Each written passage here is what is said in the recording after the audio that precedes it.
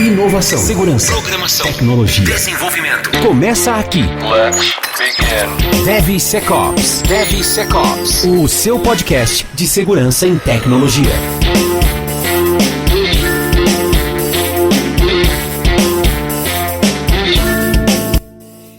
Olá, jovens, juventude juvenil do meu Brasil, que saudade de vocês. Começando mais um DevSecOps Podcast, eu sou Cássio Pereira. Eu sou o Benhur. E eu sou o Marcos Santos. Muito bom ter os nossos amigos de volta aqui, que saudade de vocês. Não, saudade porra nenhuma, na verdade eu tava muito melhor sozinho. Mas a vida não se faz sozinha, a gente precisa procriar, precisa ter amigos, precisa viver em sociedade. Então por isso que estou feliz de ter vocês aqui. Muito bom, né? Espero que sim, né? É o mínimo que eu espero. Fui sincero, né? Porque o salário tá atrasado. Já não paga salário. Agora ficar triste também, aí tá de sacanagem. O salário tá em dia, muito bem pago, inclusive. Aliás, vocês não estão gravando e tá tendo salário. Igual jogador de futebol, não joga, mas tem salário. Salário alto ainda, né? Impressionante.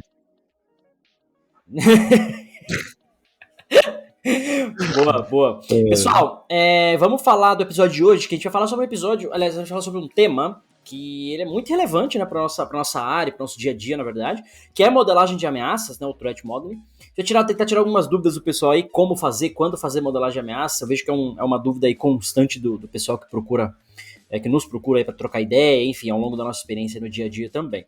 Mas antes, né, de começar o episódio, lembrar que o DevSecOps Podcast vem em oferecimento da Checkmarx, da Nova 8, que é a distribuidora oficial da Checkmarx no Brasil. Então, se você está procurando aí uma solução de AppSec coerente, uma solução foda, procura a Nova 8 e a Checkmarx aí para conversar com vocês, tá? Lembrando também da Gold Security, que é especializada em prover serviços e soluções de AppSec também, e a Digital Oak, que tem um portfólio completo de soluções de AppSec para te ajudar. E não esqueça ainda do OnlySecFans, a plataforma de assinatura que você tem conteúdo a rodo, conteúdo adoidado. Inclusive, semana passada ou 2 semanas atrás eu postei um tema lá específico de RoadSec, de AppSec, né? Como, o que você tem que estudar, qual o caminho que você tem que seguir e tal. Então tem bastante coisa lá, apenas R$ 29,90 no plano anual. Então vem para o OnlySecFans. Bom, vamos começar o episódio de hoje então, falando de modelagem de ameaças. Eu queria já começar com a pergunta aí pro Benhur, talvez, Benhur. Benhur tem uma vasta, uma enorme, uma carregada experiência, uma larga, né, carregada experiência de Application Security. E eu queria perguntar o seguinte, mano, na sua visão, qual é o melhor momento, se é que a gente pode fazer assim, né, o melhor momento, ou o momento ideal, ou o momento correto, ali dentro do ciclo de desenvolvimento, para sentar e fazer a porra da modelagem de ameaça? É uma dúvida que, assim, todo mundo que me manda mensagem, troca ideia de AppSec, mano, sempre fala, mano, como é que eu faço modelagem e quando eu faço modelagem? Ou como a gente já vai chegar lá, mas eu queria ouvir de você, quando fazer modelagem de ameaça? Perfeito, cara. Olha só. Vamos, antes de a gente começar é melhor quando tá começando o desenvolvimento. Quando tá começando o desenvolvimento é muito amplo, né? Mas agora deixa eu desmistificar uma única coisa antes de a gente começar esse assunto, que é modelagem de ameaças. Não necessariamente o software não precisa existir ou não precisa estar pronto. Achei. Vamos começar. É ele. Vamos casar, é ele. Pode casar, gente. É ele. O que acontece? Perceba que a modelagem de ameaças, como o nome diz, é modelar uma ameaça. Se você pode fazer uma modelagem de ameaças em um sistema já existente, uma funcionalidade já existente. Inclusive, é um exercício que eu gosto bastante para ensinar segurança para os desenvolvedores, que é o quê? Digamos, eu tenho uma questão ali de um produto que tem um cashback, por exemplo, tá? E aí, eu faço a pergunta assim, cara, o que aconteceria se eu cancelasse a minha compra? O cashback também é cancelado ou não é cancelado? Quando eu faço essa pergunta para o desenvolvedor, eu já estou fazendo uma modelagem de ameaças com o desenvolvedor, porque eu estou tendo uma ameaça de alguém encontrar um fluxo de cancelamento automático de produtos e isso refletir no impacto financeiro da empresa, porque não estava previsto o que acontece caso tenha um cancelamento massivo por parte de um grupo de atacantes. Perceba que não importa se o sistema está em desenho, se está planejado, se ele está pronto, se ele está em produção, eu peguei uma ameaça e joguei no meio da mesa. Ou se é só uma ideia do negócio de fazer isso algum dia, por exemplo. Só uma ideia. Exato. Estou apresentando, aí muda a entrega. né? A fase muda a entrega, né, da modelagem de ameaças. Então, nesse caso em específico, eu tô levando o desenvolvedor a ver uma ameaça no próprio produto dele, independente se está construído ou não. Então, apenas para tirar já do jogo, o modelagem de ameaça só acontece antes do software ou não depois. Depois é só pentest. Pentest ele só evidencia que é possível de fato explorar aquela vulnerabilidade que a gente previu modelando a ameaça. O pentest ele materializa aquele problema, né? Exatamente. Ó, é possível, tá acontecendo, só que nada impede de eu fazer uma modelagem e conversar com o desenvolvedor e ele pensar nisso, ele me trazer parte da resposta. E a gente fazer um teste em conjunto. Tenho certeza que o dev vai sair dali com conhecimento dessa parte. Agora, respondendo diretamente à pergunta, né, a modelagem de ameaças, ela vai acompanhar o ciclo do desenvolvimento, né? Agora vamos pensar no ciclo. Nós temos desde o cara de produto, pensando na ideia, e aqui pode existir uma modelagem de ameaça, e a modelagem de ameaça aqui, a entrega dela é explicar os riscos que aquele produto tem perante uma série de coisas. Olha, por que tu tá buscando esse dado PII aqui? Por que tu tá expondo esse dado PII aqui? Então a entrega dele é uma coisa. Quando deve, agora que é onde entra, para minha visão, uma das fases mais interessantes. Quando o pessoal quando já passou pro produto, e se não passou pro produto, a gente sabe que tudo que a gente não viu lá vai tá ali desenhado, né? Quando o dev, ou a equipe de dev já tem meio que desenhado como eles pretendem fazer, ou seja, já tiveram aquela reunião, já brigaram a tarde inteira, já definiram um pouco como vai ser, ali, para mim, é um momento interessante de entrar para fazer a modelagem. Por quê? Se eu entrar antes, ninguém meio que sabe como é que vai ser feito, ninguém meio que sabe que serviços vai consumir, ninguém meio que sabe quais APIs vão existir. O pessoal não sabe nada, está discutindo. Até questões de arquitetura, stack, a porra toda tá nem aí na mesa ainda, né? Tá na mesa. Então, tipo assim, a solução nem existe, a gente já tá querendo ver problema. Sabe? E aí é muito provável que se a gente entrar nesse momento antes de ele ter isso meio desenhado, a gente vai estar fazendo a mesma modelagem de ameaça que a gente vai fazer com o produto. Se for parar pra ver. Porque tudo que a gente vai ter na mesa naquele momento é a descrição do produto, do negócio. E acaba sendo uma modelagem de ameaças, ela pode até ter, depende de quem fez, né? Só colocando uma pimenta nessa discussão também. Se foi um cara de segurança participando dessa conversa, ele vai ter aspectos técnicos dessa modelagem de ameaça. Por exemplo, você falou, criptografar um dado, validar uma informação. Se não tiver, ela vai estar num nível de ameaças de negócio, como você falou, cancelamento em massa, então você vai deixar de ter aspectos técnicos ou de segurança mesmo ali. Efetivamente. Então, assim... Só pimentando um pouquinho mais também, hoje tem muitas ferramentas que ajudam com isso. Será que essas ferramentas também não ajudariam os devs, né? Porque a gente ali tem o Threat Dragon da WASP, tem o Microsoft Threat Model Tools, tem o Threat Model, tem diversas ferramentas hoje no mercado que ajudam com isso. E eu vejo que tem uma resistência do dev não saber utilizar ou não saber desenhar ali e querer fazer tudo só no papel. E acaba esquecendo algumas vulnerabilidades nesse caminho. Bastante. Eu diria que tem uma perca aí também. Tem uma coisa, Marcos, assim, que eu acho que tá faltando no mercado, que é uma ferramenta de desenho de arquitetura de software que tenha isso embutida.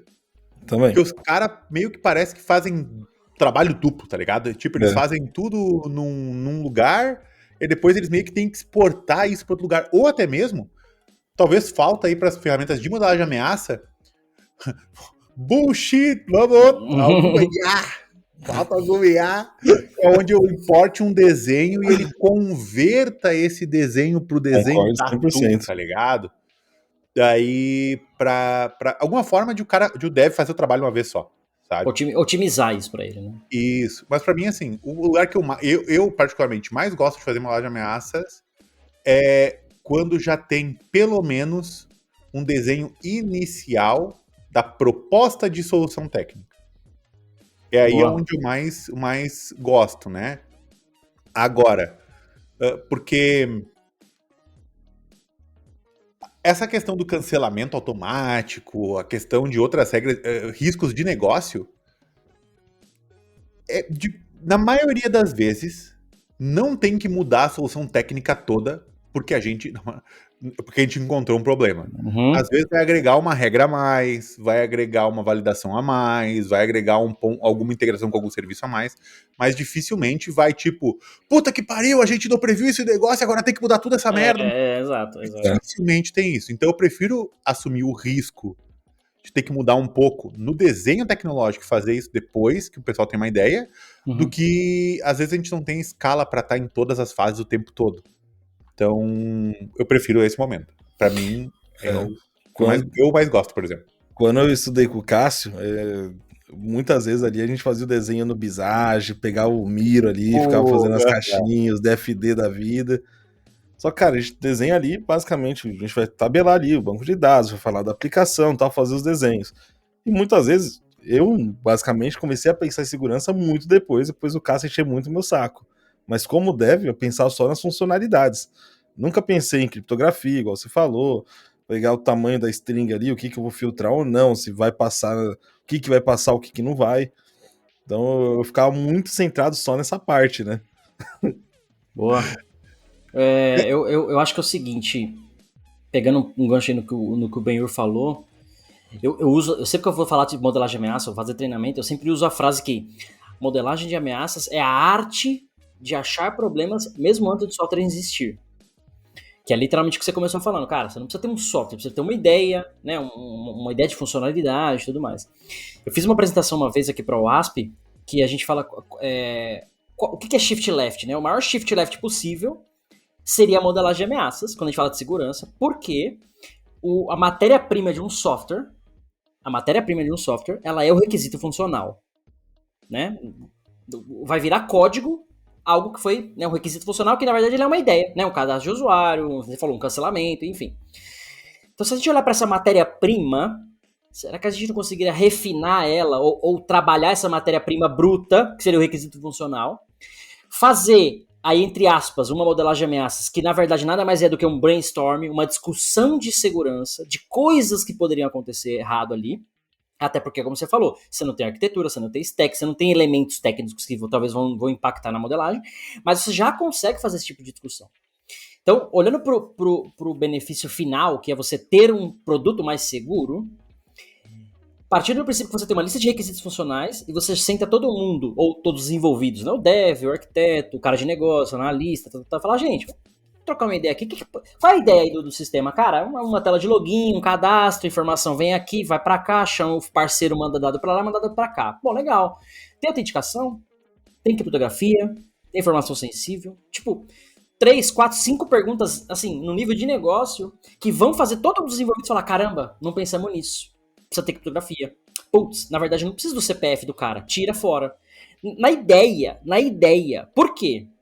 Quando alguém for escrever essa história, que um dia vai virar vai numa sprint, que vai ser priorizado, que vai ser transformado em código de fato, isso já vai estar mastigado, ou o que eu gosto de chamar de, já vai estar a venda casada, já vai ter um requisito de segurança junto com o requisito funcional, que acaba sendo uma coisa só.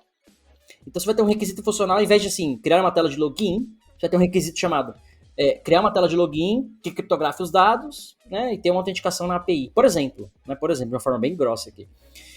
Isso tira a margem do depois eu faço, tira a margem do requisito de segurança vejo depois, e entra pro definition of done, entra pro definition of ready, porque vai estar dentro do requisito funcional. Então, é o que eu tenho entendido hoje como literalmente o secure by default, secure by design. Porque a parada já tá na raiz, já veio da matéria-prima que é lá no requisito funcional. Mas óbvio, como o Benhur colocou muito bem, você vai ter uma reunião de arquitetura depois, putz, vamos usar essa stack, a arquitetura do software vai ser assim, assim, assada, é camadas, é microserviço, é não sei o quê. A modelagem de ameaça, ela é viva, ela não é algo que você faz um dia, guarda num canto e esquece. Ela é viva, então nesse momento ela já vai ter uma atualização. Aquelas discussões que tinham feito antes, falar, opa, então a gente pensou na criptografia, mas se o formato é esse aqui, microserviço, então, cara, de repente, exemplo, né, não vale a pena criptografar o dado em trânsito interno. Ele pode estar descriptografado, sei lá, ou não precisa ter autenticação nos serviços internos, dependendo do contexto, né? Enfim, para uma melhoria de performance, para um sistema de criticidade e tal.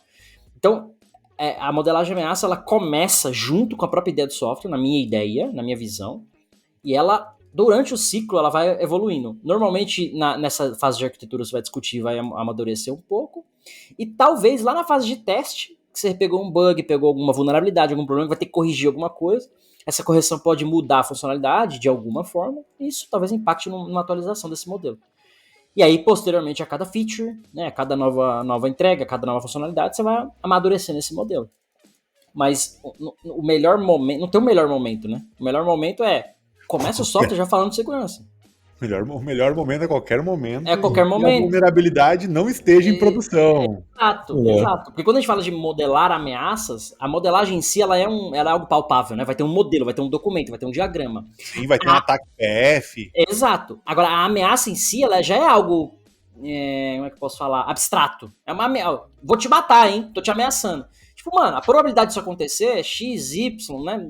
Qual é a probabilidade dessa ameaça acontecer? Qual é o risco e qual é o dano? Então, o próprio investimento, depois a própria demanda de segurança em cima do que foi modelado, né, das ameaças, vai ter que ter uma análise de risco em cima disso. Não vai fazer tudo que foi modelado, achando 500 mil ameaças que resolve tudo. Não. Às vezes vai ter ameaça e fala, cara, isso aqui é irrelevante se acontecer. Existe ameaça, existe um risco, mas a gente não quer tratar isso, não faz nem sentido. Beleza. Mas tá mapeado, foi avisado, enfim, foi pensado naquilo. Tem uma questão, né, agora que tu comentou sobre, tipo, da teoria, né? Pô, talvez aconteça, será que vai acontecer ou não? Tem um link que o Dalalana aqui da WCS, que eu participo também, ele me mandou, que é Threat Modeling baseado numa estratégia de meter ataque. Depois eu compartilho o link. Boa. Eu tô lendo, tô aprofundando primeiro para entender bem direitinho, só que tem uma parte que encantou bastante, que é uma tabela onde tu tem a teoria versus evidência. Né? O core disso é praticamente o seguinte, beleza, se planejou um cenário de ataque, né? Se planejou uma ameaça. Vamos pensar na teoria, que é o seguinte, a teoria é, esse caso existe no mundo? É uma coisa que existe por aí? Existe. O que existe no mundo? É possível, teoricamente, de ser explorado, por isso que a gente tá botando ameaça, né? Essa teoria se aplica aqui ou não se aplica aqui? Né?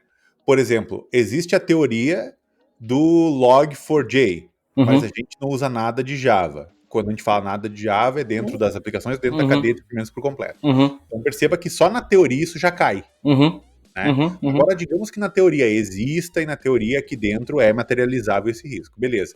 Então a gente tem, na teoria, a gente tem um certo nível de exposição a esse risco. Né? E o que a gente tem evidenciado? Existe evidências de exploração na comunidade e já se passou também aqui dentro de casa. Uma vulnerabilidade similar já aconteceu aqui dentro, porque o que acontece? Baseado nesse quadro da teoria versus o que já temos de evidência disso, te dá o nível de priorização e de risco também naquela ameaça. Boa. Então, isso vai drivar. Caralho, velho, eu tô num costume de portuguesar os verbos em inglês, né? Isso vai guiar isso vai guiar os investimentos e tudo mais em segurança, se você vai implementar uma mitigação ou não, né? Inclusive as ações, como por exemplo assim, se tem a teoria, ela é bastante consolidada, mas a gente tem pouquíssima evidência de exploração, a gente precisa revisar os controles que a gente já tem. Tá? Agora, se a gente tem um alto grau, por exemplo, de teoria, a teoria é bastante solidificada, e isso já aconteceu aqui dentro, isso deveria ter uma ação ativa pronta para mitigar. Então, procedimento de resposta a incidentes, inclusive. Isso, né? Olha, cara, isso aqui já pode estar sendo, a gente tem alto nível de evidência de que isso é explorado, de fato. Por exemplo, cara, às vezes o risco, teoria, tá no ASP Top 10, né, e está no ASP Top 10 porque tá muito evidenciado. Cara, nos programas de bug bounty, tem muito reporte desse tipo. Perceba que a gente começa a ter evidência da existência, né? Na nossa indústria, né, por exemplo, cara, a gente é do mercado financeiro, cara, acontece ainda mais, ou só acontece no nosso mercado, coisas do tipo. Exatamente. Então, isso pode ajudar um pouquinho nos findings, né, na entrega daquilo ali. Tô estudando ainda para ver o que tem, mas eu passo o link pra gente deixar aí na descrição ali dos comentários do vídeo depois, tá? Boa, eu queria até levantar um ponto aqui que o Marcos comentou, acho que em alguns episódios atrás, que a gente tá falando de SCA, e algumas ferramentas de SCA agora elas trazem o EPSS, que era probabilidade de um exploit e tudo mais. Caralho, pode crer. Né? E esse cara, acho que o Marcos comentou, tem alguns deles que trazem um índice com base na tua indústria. Então você fala, cara, eu sou uma empresa financeira, eu sou um banco. Então, cara, a probabilidade desse exploit no banco é maior do que se você fosse uma indústria X, sei lá, né? Coisas do tipo. Sim. Então, isso traz... que é aquela história, né? Qual é o esforço necessário pra gente fazer isso, mitigar isso, né? Investir. Esse indicador, não, vamos chamar assim, esse indicador, ele vai ajudar muito nessa decisão, porque eu acho que a maior dificuldade da galera não é quando fazer modelagem de ameaça, mas é o que fazer com a modelagem. Falar, cara, modelei aqui, ó, tem 500 ameaças aqui, e agora? E agora você mitiga tudo? E agora você analisa o risco de uma por uma? E agora você documenta e põe num portal no seu Confluence e esquece? Né? E agora, talvez seja a próxima pergunta, antes... Segurança, tecnologia, DevSecOps. O que fazer com as ameaças identificadas? Porque a gente tem 20 minutos de introdução. Deixa lá. Boa, Marcos. Gostei, Marcos. Presente, vou ganhar um presente pra você. Você ganhar aqui agora uma licença exclusiva do Code Bash da Checkmarx pra você usar. Fica à vontade aí, 1 ano de licença pra você usar do Code Bash. Por esse comentário brilhante. Aquele esquema já deixa automatizado, né? Criou a teste, já vai pra risco aceito e só completa com a... Já era. Cara, vale a pena lembrar, olha só, hein? Vale a pena lembrar aqui. Acessem aí quem puder depois, devops.security, que é a ferramenta de um colega, fugiu o nome dele, Anderson, ferramenta do Anderson, que criou o produto devops.security, que é uma solução basicamente assim, você preenche um questionário mais ou menos de como que é a sua aplicação, é front-end, é back-end, tal, e ele te dá os requisitos de segurança. É como se ele fizesse, entre aspas, uma modelagem de ameaça com base no perfil que você falou da aplicação. Então tem uma versão gratuita que você pode usar, tem uma versão paga, então fica aí a propaganda. Inclusive a gente gravou um episódio junto aqui com o Anderson, tá aí na temporada passada, depois você dá uma pesquisada aí. Mas vale lembrar dessa solução. E o Benhur comentou de ferramentas talvez para automatizar e para ajudar. Eu lembro de uma que chama Security Compass. Eu acho que eles foram comprados pela SD Elements ou uma parada dessa daí, que eu sei que você consegue importar o diagrama do Microsoft Threat Modeling Tool e eles te fazem essa lista de requisitos. Então, por exemplo, você fala assim, ó, a minha aplicação precisa estar compliance com o PCI ou com a ISO 27002. Aí está aqui o diagrama que você já fez. Aí você importa, ele te fala, então você tem que ter, ó, isso tem que fazer. Porque esse diagrama tá falando que tem essa ameaça. Então ele meio que te automatiza os controles de segurança que você tem que fazer. Eu tô mexendo com uma ferramenta também, chama Threat Modeler. Boa. Ferramenta, boa. E ela tem esse esquema, você consegue importar alguns desenhos, como do Visage, do Threat Modeler, até, se não me engano, do Visio. É do Visio, acho que é do Visio, ela consegue importar e consegue já te dar um diagrama inicial. E se eu não me engano, Marcos, desculpa aí, acho que eles usam um framework próprio de modelagem de ameaças, eles não implementam stride ou nada assim. É o VAST dele. O VAST, pode crer. Eles usam o VAST. Então é uma ferramenta que tá sendo interessante, eu ainda tô estudando ela, tô fazendo vários testes, mas eu achei interessante porque ela já consegue pegar esses documentos. Você já tem algo criado ali, algo que você já fez no passado, ou de alguma coisa que já está em produção, e você consegue trabalhar em cima dela e melhorar ali sua modelagem de ameaça.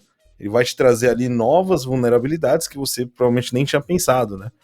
Como, sei lá, um exemplo, um certificado SSL para uma porta X, ou você pegar ali uma possibilidade de um cross-site scripting. Então ele te dá esses insights e você consegue ali melhorar ainda mais sua modelagem e trazer ainda mais proteção.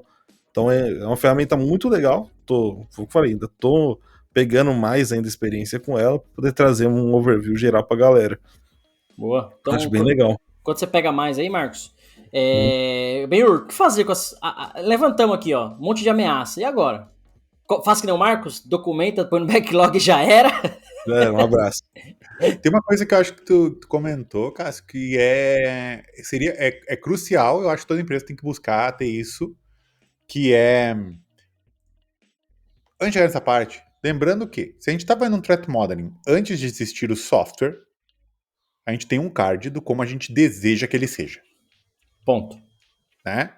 Então, isso de fato, como você comentou, tem que estar no requisito.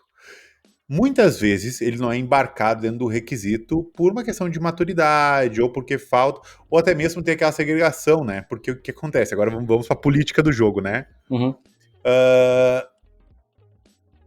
quando a gente vai para uma área dentro de uma empresa, sempre a gente vai ter aquela pergunta que o que a Application Security fez este ano para que eu possa defender o budget daquele ano.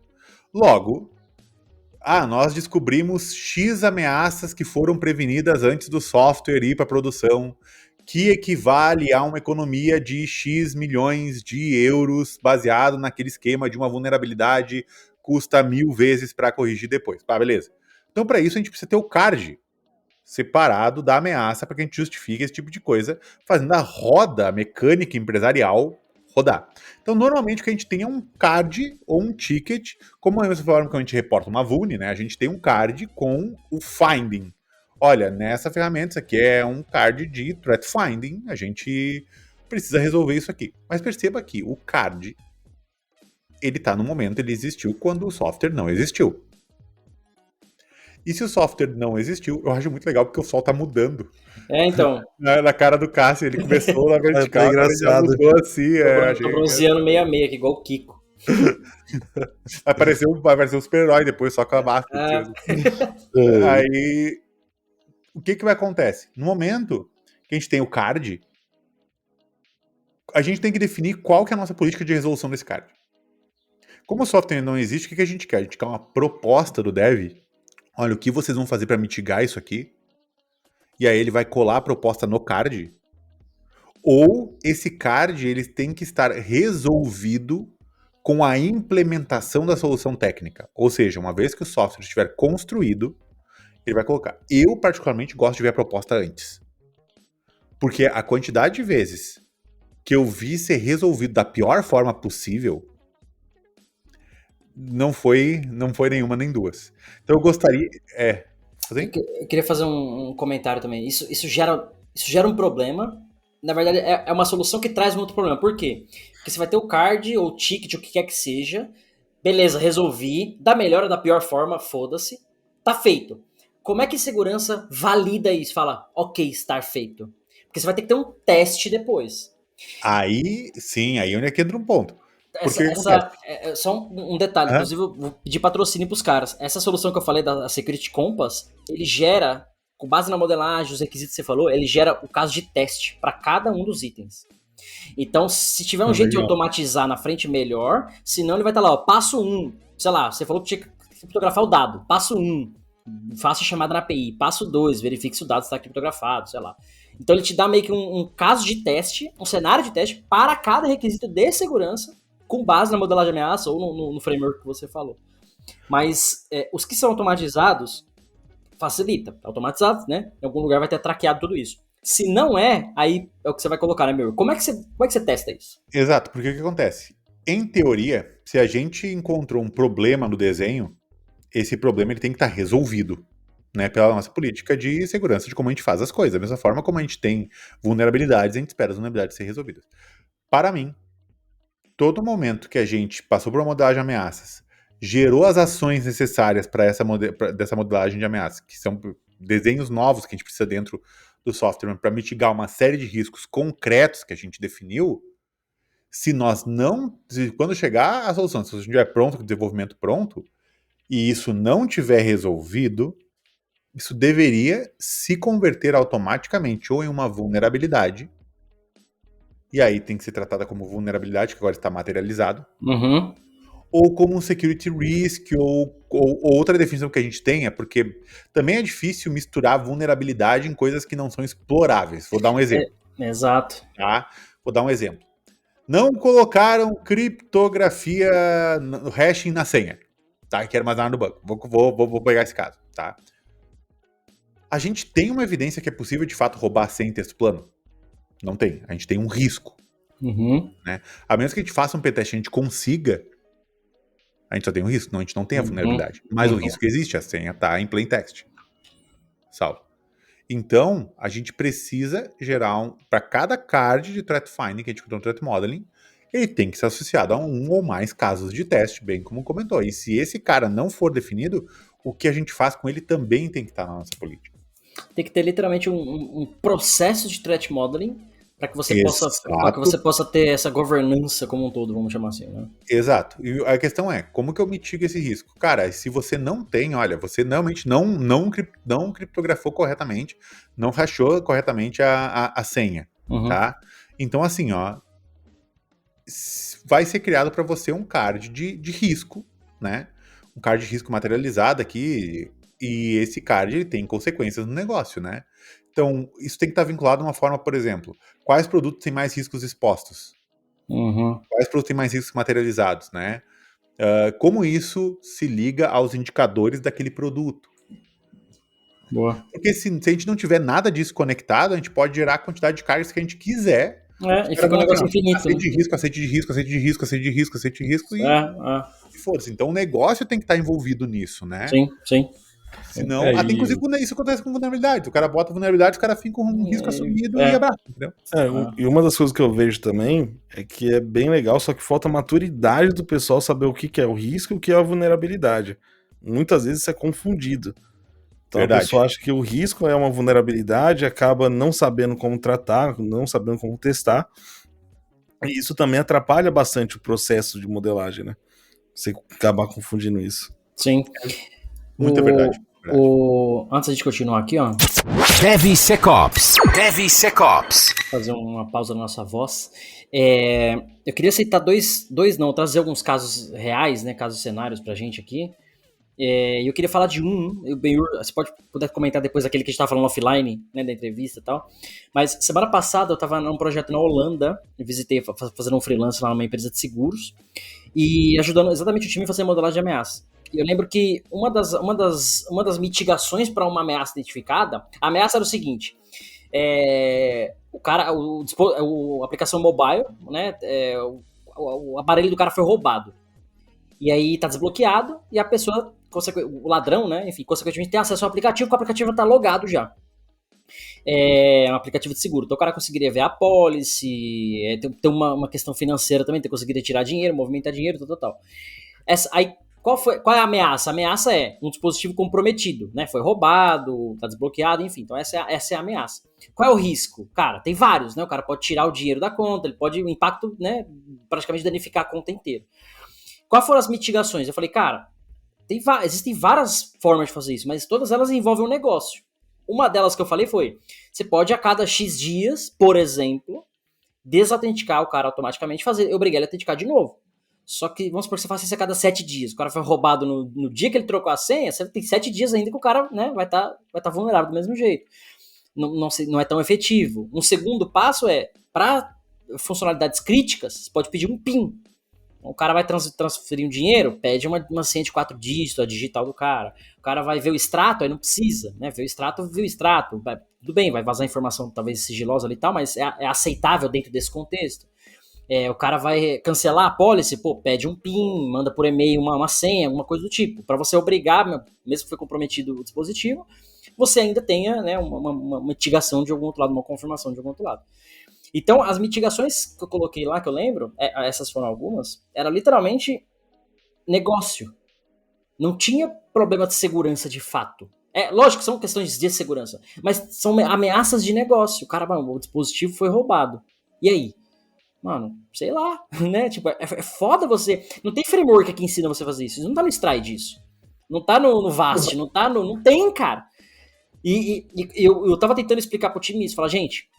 Quando a gente for fazer modelagem de ameaça, você pega a porra da funcionalidade, faça uma única pergunta. O que pode dar errado aqui? Se ainda assim você não conseguir pensar o que pode dar errado, pensa assim, ó. Eu quero atacar. O que eu faria de errado aqui?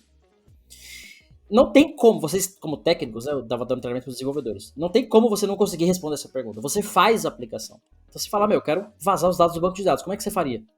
Pensando que você é um cara de fora. Eu quero, né, causar um dano aqui a esse usuário. Como é que você faria? O que pode dar errado aqui? Putz, o dado não está criptografado. Opa, então, né? Então, uma simples pergunta já traz a sua mente. Obviamente, quem tiver mais experiência, né, vai facilitar um pouco. Mas essas 2, 3 perguntas vão facilitar nesse brainstorm, nesse sentimento de fazer uma modelagem, entre aspas, de ameaça. Porque já era um software em produção, já tinha um certo risco envolvido e tal. Eles precisavam meio que documentar algumas coisas e implementar melhorias de segurança.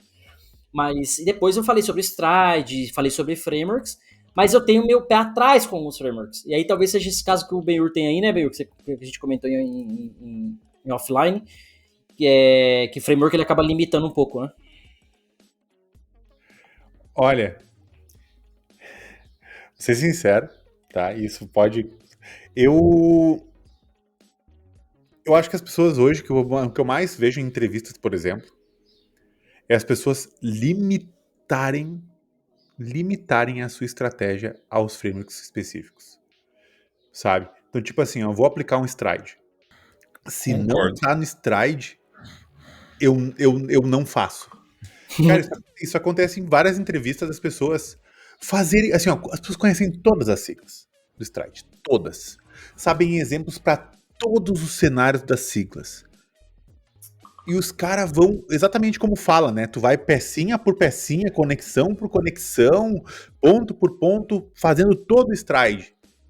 Mas não pega um cafezinho, dá uma olhada para trás, olha a solução em geral. Não pega e usa a própria cabeça para pensar, porque, cara, um criminoso ele não tá olhando, agora eu vou fazer um tampering. Não, ele tá cagando. Né? Por exemplo, cara, validação de CAPTCHA, né, para anti-bot, no caso, né, anti-bot, sabe, forma segura de fazer um storage, porque, por exemplo, se for olhar para ver no stride em si, a forma segura de fazer um storage, de armazenar certo tipo de informação, não está no stride. Não tem, exatamente. Entendeu? Aí tu tem, por exemplo, mas é information disclosure. Não, information disclosure é a ação de conseguir obter o dado. Né? É diferente, né? Então, exatamente. Então, por exemplo, se um banco de dados está criptografado, né, perceba que o problema não está ali, está na gestão de acesso ao banco. Mas em nenhum momento a gente está falando de criptografia, né? Da forma correta de tu fazer o backup, por exemplo, né?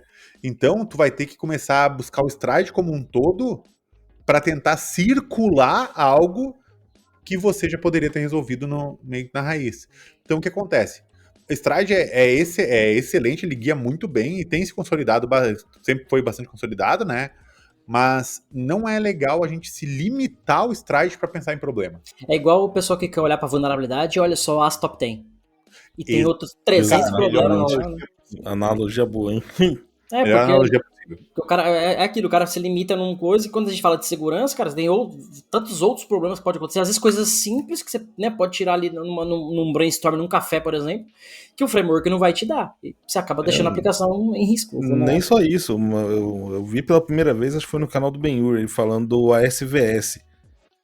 Cara, o cara vê o top 10, mas não vê os outros produtos. O SVS ali, eu aprendi pra caralho sobre vulnerabilidade lendo aquilo ali. O da OASP, o OASP Top 10, o ASVS e o SCP, que é o Secure Code Practice, assim, se todo mundo lesse isso, não teria guerra nos países por aí. Não abaixaria meu valor. Com todo respeito às guerras, né, cara, né?